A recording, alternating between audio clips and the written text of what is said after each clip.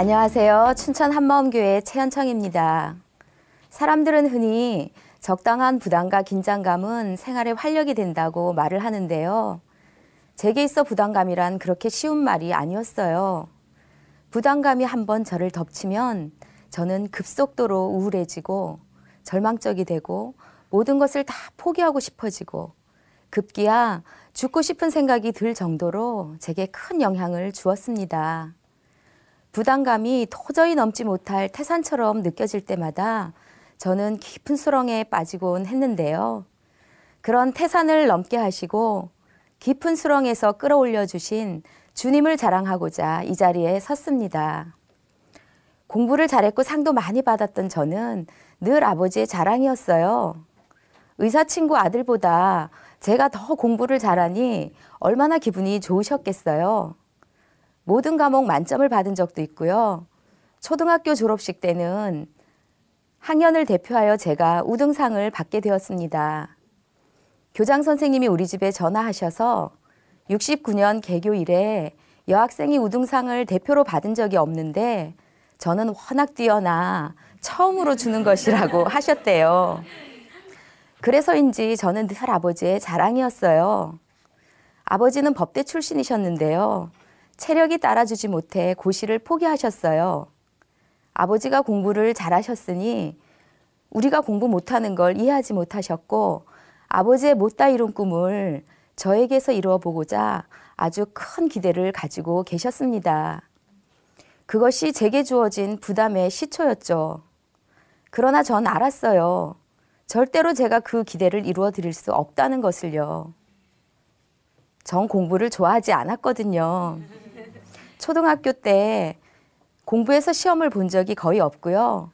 그러니 학년이 올라갈수록 성적이 떨어질 것을 확실히 알았죠. 넘지 못할 산을 요구하시니 얼마나 큰 부담이었는지 몰라요.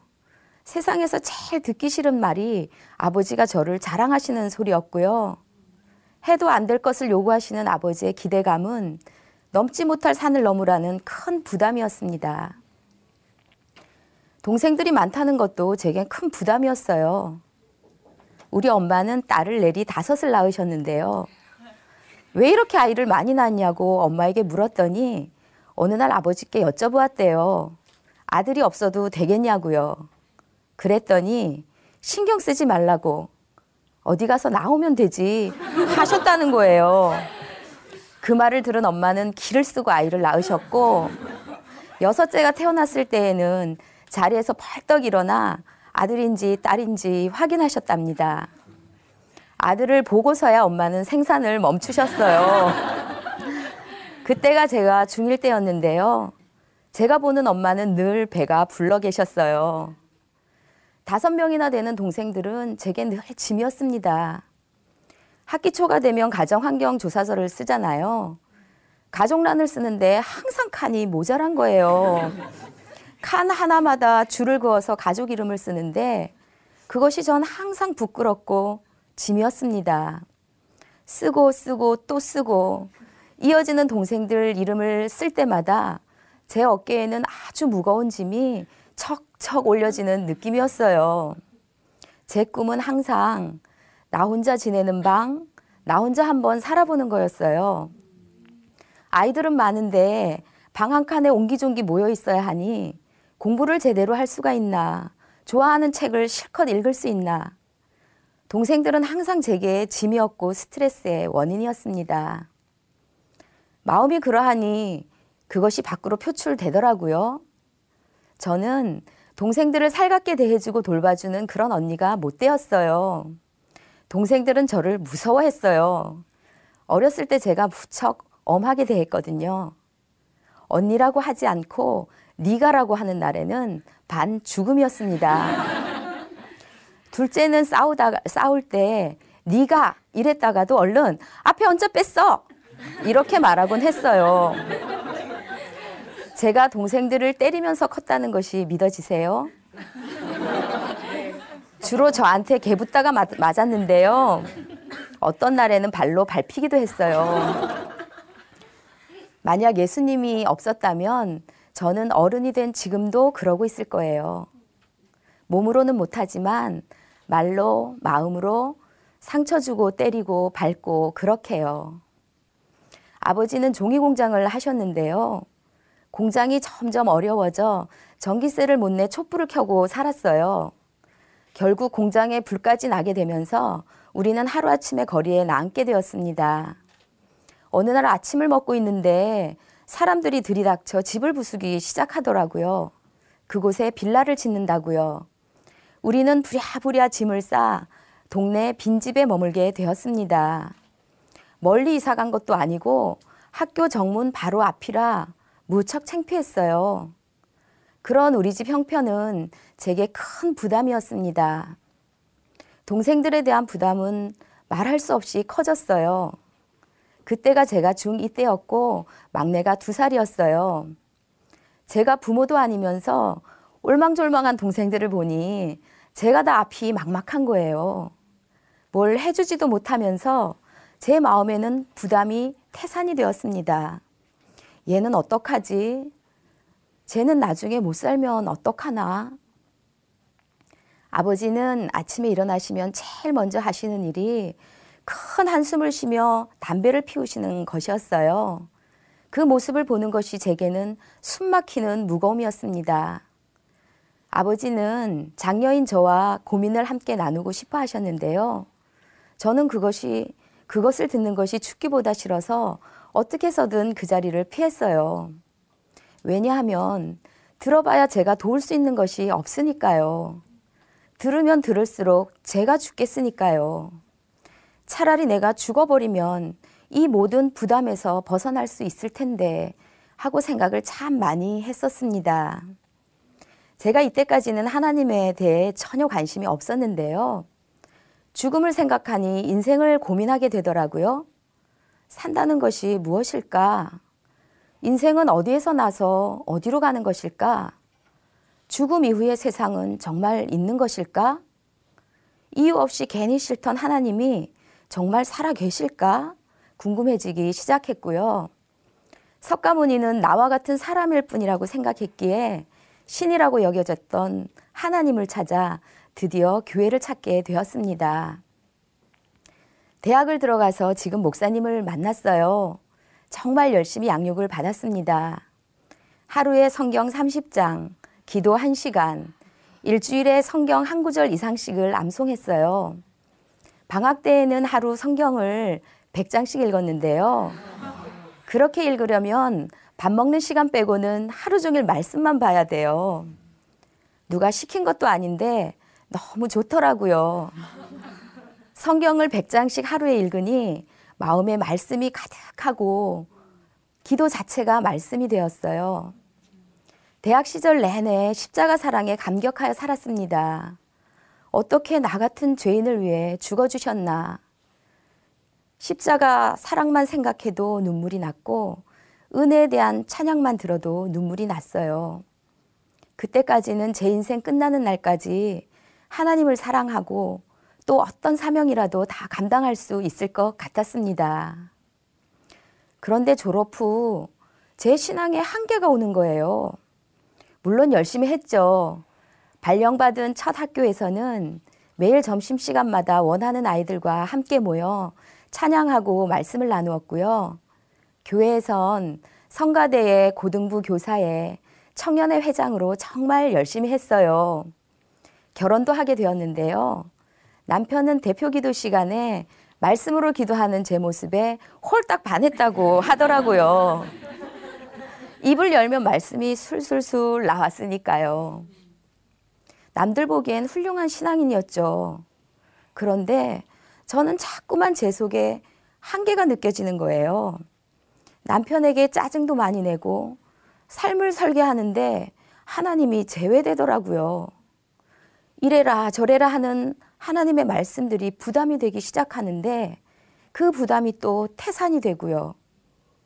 그러면 또 저는 깊은 수렁에 빠지는 겁니다. 못하겠다, 살기 싫다, 죽고 싶다. 자꾸 대학 시절이 그립기만 했습니다. 기도가 적어 그런가? 성령 충만을 받지 못해 그런가? 나름대로 애를 써봐도 부담감이라는 태산을 넘지 못하고 늘 그 앞에서 넘어지는 제 한계를 보게 되었습니다. 어느 날 목사님께서 부활이 빠진 신앙을 말씀하셨어요. 십자가에 머무르는 신앙은 한계가 있다고요. 딱 제 얘기였습니다. 사도행전을 풀어주시면서 사도들이 날마다 전했던 것은 예수님의 부활 사건이셨음을 말씀하셨어요. 사람이신 예수, 그분을 어떻게 하나님으로 믿을 수 있나? 다윗이 예언한 대로 예수님이 다시 부활하셨을 때 제자들은 알아보았어요.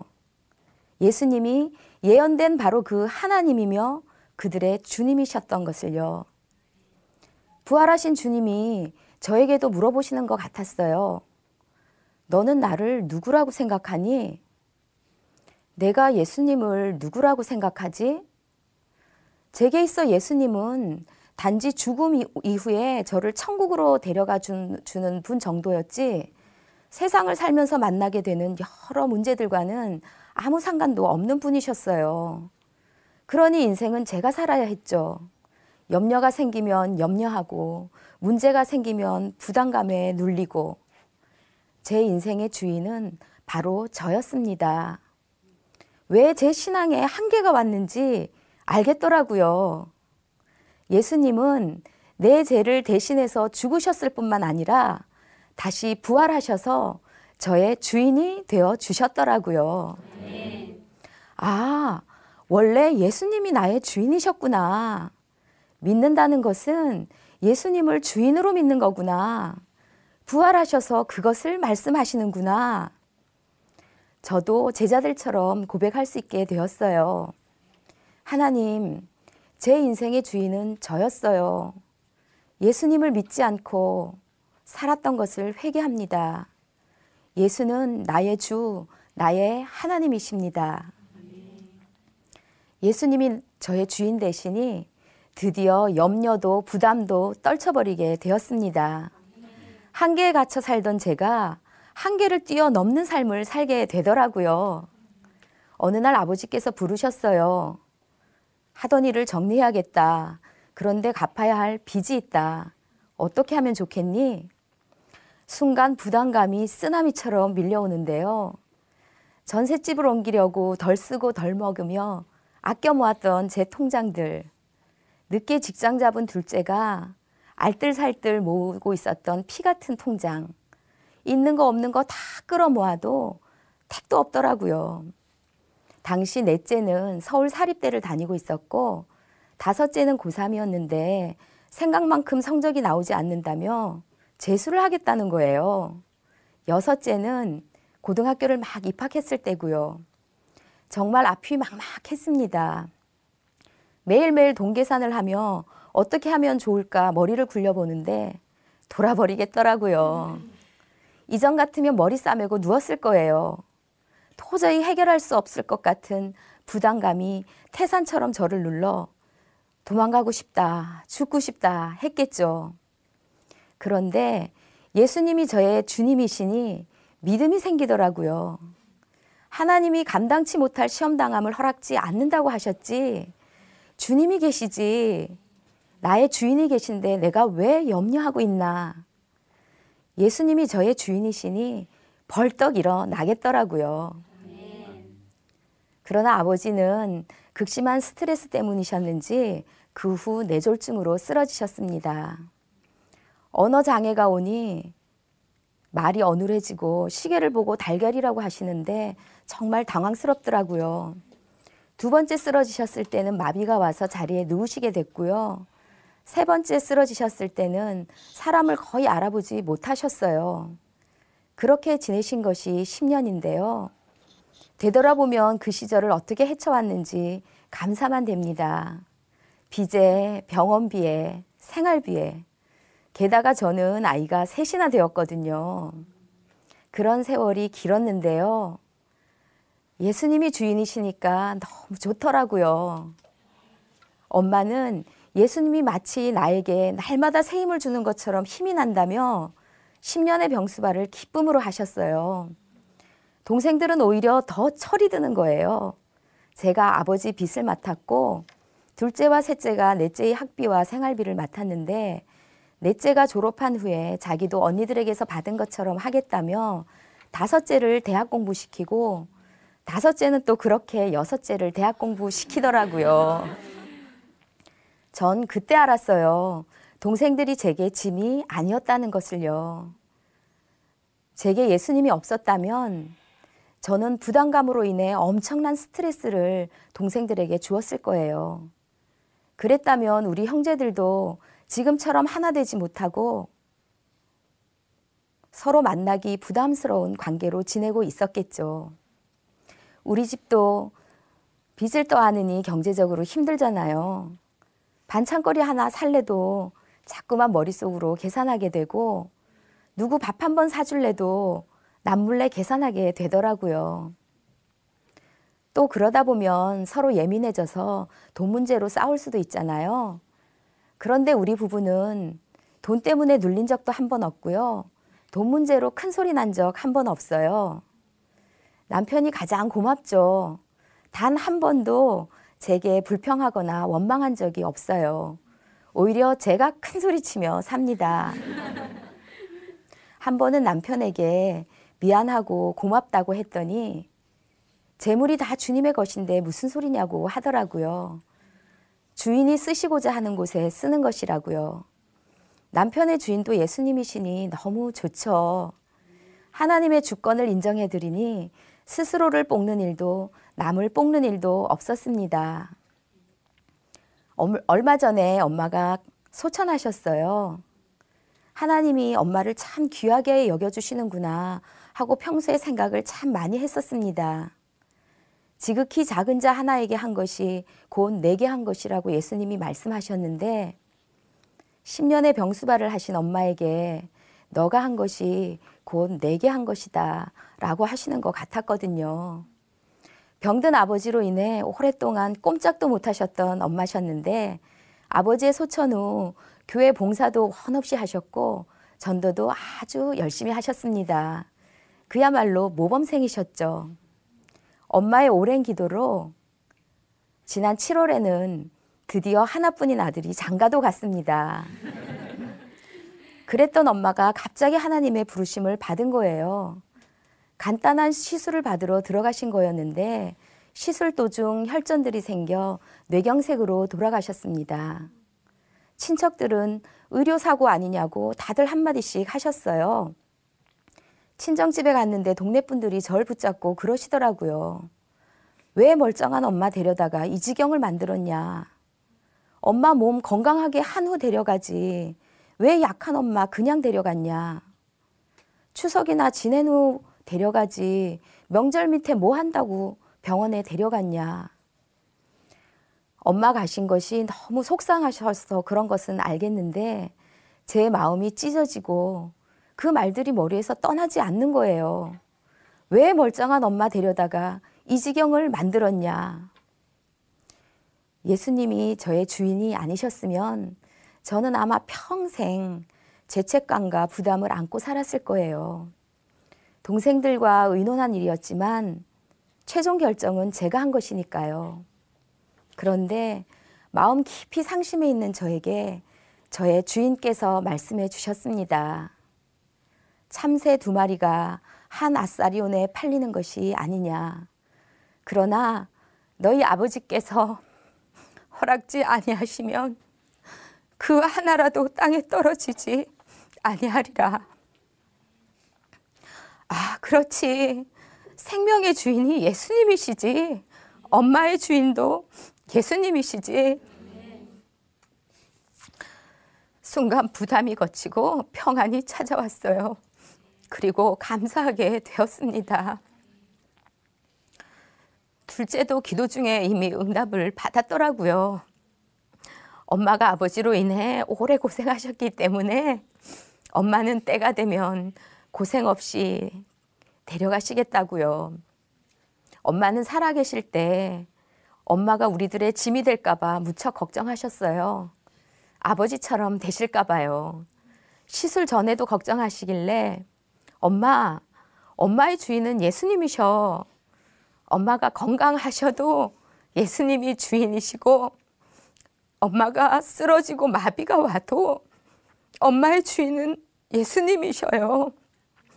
모든 염려를 주님께 맡기세요. 그 말을 들은 엄마는 편안하게 수술실에 들어가셨습니다. 엄마의 주인께서 엄마의 가장 좋은 때에 엄마가 평소 기도하셨던 대로 엄마를 부르신 거였어요.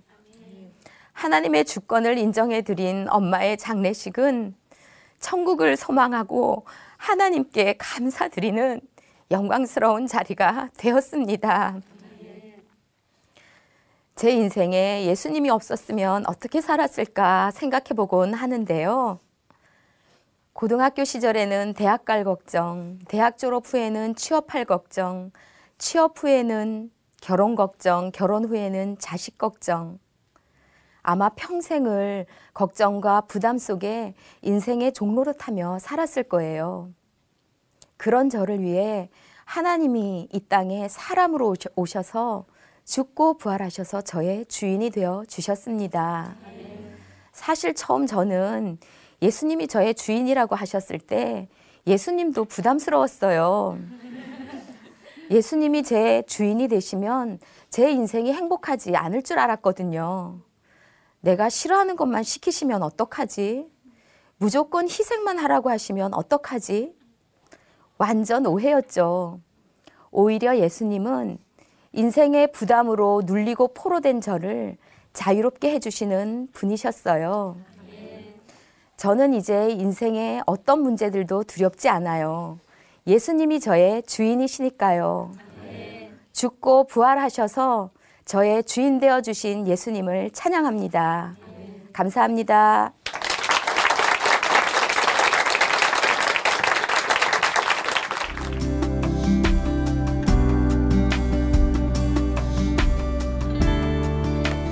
안녕하세요. 저는 춘천한마음교회 신경화입니다. 저는 죽음 앞에서도 평강을 누리고 살다 가신 엄마의 모습을 통해 이 세상에서도 천국의 삶을 사는 것을 보았는데요. 엄마가 말기암으로 투병하시는 동안 하나님께서 넘치도록 부어주신 은혜를 나누려고 합니다. 저희 엄마는 어려웠던 집안 살림이었지만 늘 열심히 최선을 다해서 일하셨고 무슨 일을 하든 항상 성실하고 부지런해서 주변 사람들에게 인정받으시는 분이셨어요. 저는 어려서부터 교회를 다니기 시작했는데요. 제가 늘 입버릇처럼 기도했던 기도 제목은 저희 부모님이 예수님을 믿게 해달라는 것이었어요. 아빠는 간간히 교회를 다니셨지만 엄마는 이렇게 주변 분들로부터 인정을 받으셨기에 이 세상에서 나를 믿지 내가 누구를 믿느냐 하시면서 예수님을 믿지 않겠다고, 아니 굳이 믿을 필요가 없다고 했어요. 착하고 정직하게 살면 천국 가는 거지 꼭 예수를 믿어야 천국 가는 거냐고 하시면서 철저하게 자기 자신만 믿던 분이셨습니다. 그러던 어느 날 아빠가 철도 역무원으로 근무하시다가 갑자기 뇌출혈로 쓰러지시는 일이 생겼어요. 그때 옆에서 간병하셨던 엄마는 아빠가 뇌출혈로 쓰러지신 상황에서는 본인이 할 수 있는 일이 정말 아무것도 없더라 하시면서 처음으로 마음이 낮아지게 되셨고 교회 지체분들의 병문안으로 엄마는 자연스럽게 복음을 접하게 되셨어요. 아빠가 퇴원 후 엄마는 작은 교회 예배에도 참석하게 되셨는데요. 평소에 알고만 있었던 예수님은 기독교에서 만들어낸 하나님인 줄 알았는데 그것이 아니라 역사 속에 실존하는 인물이었다는 사실이 엄마에겐 너무나 큰 충격이었던 거예요.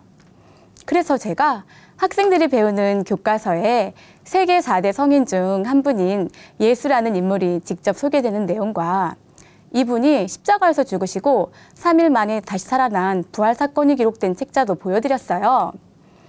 그리고 예수님의 부활을 직접 목격한 증인 중 우리가 잘 알고 있는 사도 바울과 베드로의 순교가 세계사 교과서 연대표에 정확히 기록되어져 있는 것을 함께 확인하였어요. 특히나 예수님의 부활은 단순히 사람이 죽었다가 다시 살아났기에 신기하고 놀라운 것이 아니라 하나님이 사람으로 이 세상에 오시기로 약속한 구약 성경의 예언이 예수님의 부활을 통해 한 인간 예수가 하나님이심이 확증되었다고, 예언이 성취되었다고 말씀드렸어요. 그래서 예수님을 3년 넘게 따라다니며 천국 복음을 들었으나 예수님을 하나님으로 믿지 못했던 제자들도 예수님이 부활하신 후에야 비로소 자기 선생님이셨던 분을 하나님이라 고백하고 그분 앞에 굴복되었다고 말씀드렸더니 엄마는 그대로 엄마의 모든 생각을 다 내려놓게 되셨어요. 너무도 정확하게 역사에 기록된 예수님의 부활 앞에 엄마는 일생 처음으로 진지하게 말씀을 고민하시기 시작하셨습니다. 그런데 이런 엄마에게 갑자기 있을 수 없는 큰 병이 찾아왔어요. 평소에 활동적이셨고 운동도 좋아하셨으며 특별한 질병도 없으셨고 늘 건강하시다고만 생각했는데 갑자기 기침을 하시기 시작하는데 거의 밤낮 2달을 하시는 거예요. 그래서 저희는 감기인 줄 알고 이곳 저곳 병원을 옮겨 다니며 약을 드셨는데 그중에 한 병원에서 엑스레이상 폐 모양이 좋지 않다고 빨리 큰 병원에 가보라고 하셔서 급하게 병원을 옮겨 검사하던 중 엄마는 바로 폐암 말기 판정을 받으셨어요.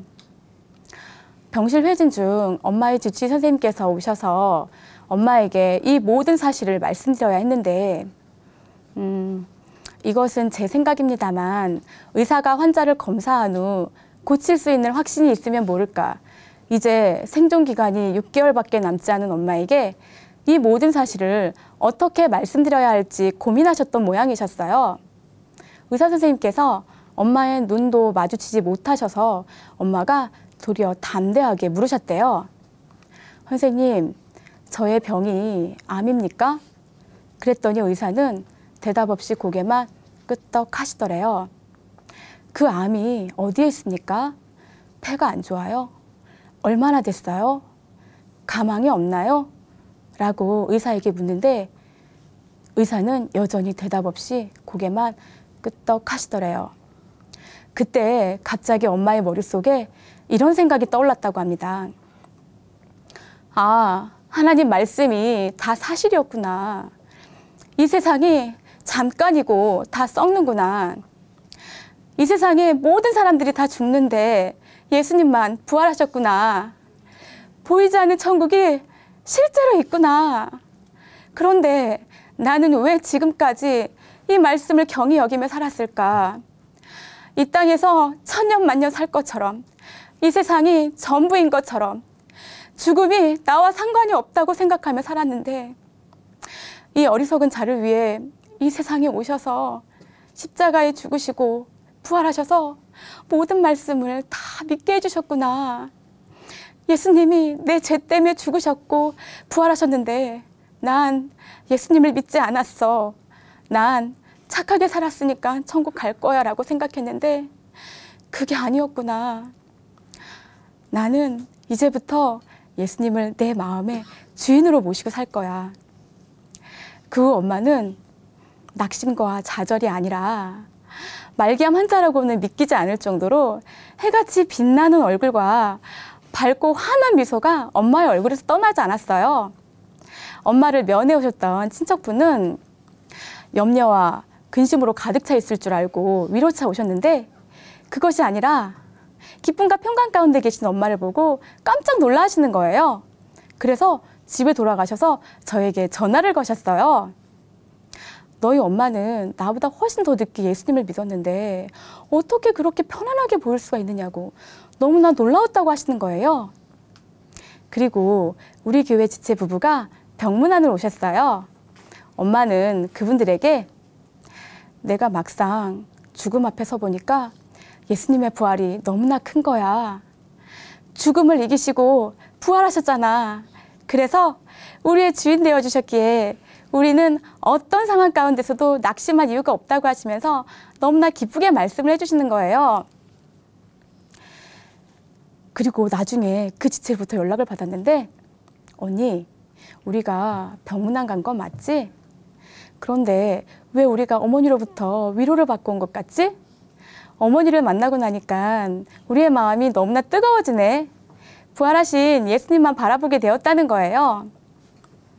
엄마는 폐암이 발견되신 지 10개월 만에 소천하셨어요. 그 10개월 동안 저는 엄마와 24시간을 함께하며 이 세상에서도 천국의 삶을 누렸어요. 아픈 엄마는 본인이 환자임에도 불구하고 아침, 저녁 정한 시간에 병실 침대에서 일어나셔서 하나님께 기도를 드리셨어요. 하나님 말씀으로 기도를 하시니까 엄마 마음에 하나님 말씀이 가득한 거예요. 아, 이것이 바로 이 세상에서도 하나님께서 부어주시는 평강을 누리는 비결이겠구나 라는 생각이 들었습니다. 그리고 엄마가 보시는 큰 글 성경이 있는데요. 그 성경 사복음서에 보면 예수님이 하신 말씀 옆에 예라고 써 있는 거예요. 예수께서 이르시되 나는 부활이요 생명이니 나를 믿는 자는 죽어도 살겠고 무릇 살아서 나를 믿는 자는 영원히 죽지 아니하리니 이것을 내가 믿느냐는 말씀 옆에 볼펜으로 예라고 적어 놓으신 거예요. 성경책을 펼치면 여기저기 예라고 적어 놓으신 엄마 글씨를 볼 때마다 아, 엄마에겐 성경 말씀이 무조건 예였구나. 예수님이 하신 말씀이 거짓말이 아니라 사실이라고 우리에게 증거로 보여주신 부활. 엄마에게 예수님의 부활은 모든 말씀에 예하게 하는 유일한 표적이었습니다. 항암 치료 중 엄마는 유난히도 항암제가 잘 듣질 않았어요. 폐뿐만 아니라 간과 척추까지 암이 전이되어 주치 선생님께서는 계속 번져가는 암세포에 브레이크를 걸어줘야 하는데 엄마 같은 경우에는 오히려 다른 조직에 전이되는 정도가 가속도가 붙고 있다고 했어요. 암세포를 죽이는 항암제는 암세포뿐만 아니라 정상세포까지 공격을 해서 실상은 어디서 어떻게 부작용이 생길지는 누구도 예측할 수 없다고들 하잖아요. 그런데 엄마는 이 부작용도 너무나 큰 거예요. 이 부작용 때문에 총 3번 항암약을 바꾸셨는데요. 첫 번째 항암약을 수차례 맞고는 심장에 물이 1리터나 차서 숨을 제대로 쉴 수가 없어 물을 빼내야 하는 상황에 이른 거예요. 그리고 또 같은 시기에 담낭에 찬 쓸개즙이 내려가는 통로가 막혀서 담낭이 터지기 일보 직전까지 갔었어요. 의사 선생님께서는 이것은 매우 위급한 상황이라고 하시더라고요. 어떤 이유에서인지 몰라도 이 시술을 위해서는 마취가 불가능하다고 하셔서 살 것만 살짝 국소 마취만 하고 생사를 뚫는 이 끔찍한 시술을 심장뿐 아니라 담낭까지 한꺼번에 하는 아주 힘겨운 시간들이 있었습니다. 멈출 것 같지 않은 통증과 끝이 보이지 않는 치료 과정 가운데 엄마의 몸과 마음은 이미 지칠 대로 지쳐 있었어요. 이쯤 되면 하나님께 원망할 수도 있을 것 같잖아요. 그런데 엄마는 내 병이 나으면 하나님이 살아계시고 내 병이 낫지 않으면 하나님 살아계시는 것이 거짓말이 아니잖아. 예수님이 부활하셔서 지금 내 마음의 주인으로 계시기 때문에 난 이분 앞에서 염려할 수가 없다고 하시는 거예요. 그러면서 엄마는 하나님께서 주신 복음 전파의 사명을 말씀하셨어요. 엄마는 항암 치료 중에도 일주일에 한 번 서울에서 일산 요양병원에 입원해 계신 친구분께 간식과 따뜻한 차를 준비해서 위로차 다니셨는데요. 같은 병실 환자분께도 보호자분께도 그리고 주차장에 근무하셨던 경비원께도 차 한 잔을 건네시며 복음을 전하셨어요. 그러면 그분들은 엄마에게 이렇게 기쁜 소식을 전해줘서 고맙다고. 그런데 힘드니까 다음 주부터는 안 와도 된다고. 우리가 꼭 부활하신 예수님을 믿을 테니까 걱정하지 말라고 하시더라고요. 그리고 시골에 계신 이모와 이모부 동생 부부에게도 엄마와 같은 시기에 가난 판정을 받으신 교회 지체분 남편분에게도 복음을 전하셔서 이분들이 모두 부활하신 예수님을 주인으로 영접하는 놀라운 일이 있었습니다.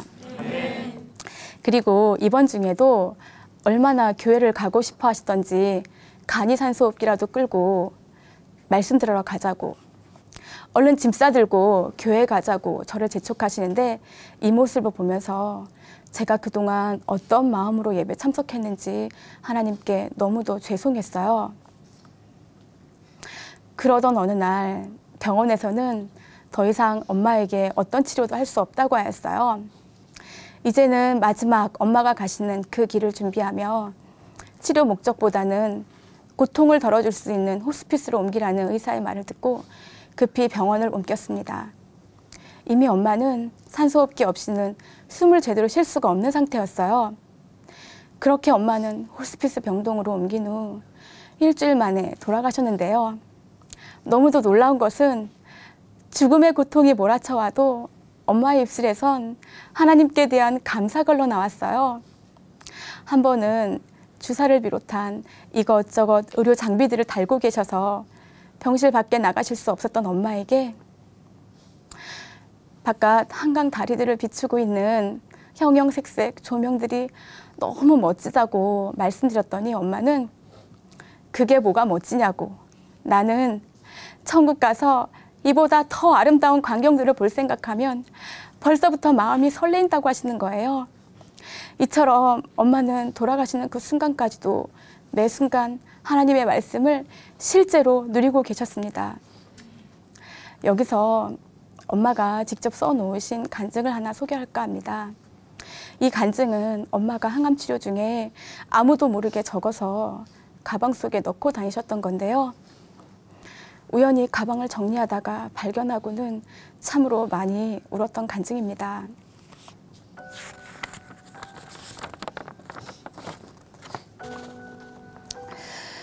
병원에서 결과를 보고 몇 자 적어본다. 목사님께서 그렇게 목이 터져라 말씀하시는데도 나는 내 일이 아니라고 생각했다. 그래서 말씀을 다 흘려보냈고 말씀이 들어오지 않더니 내가 암에 걸리고 보니 세상이 다 헛것이고 보이는 것은 다 썩어지고 안개와 같이 잠깐 있다가 없어지는 것이었는데 왜 그동안 우물한 개구리처럼 이 땅만 바라보고 살았을까 후회가 된다. 폐암 걸리기 전 30몇 년 동안 한 번도 사랑 같은 사랑을 해본 적이 없다. 그동안 한 번도 행복해 본 적이 없다. 항상 불안하고 마음이 편치 않았다.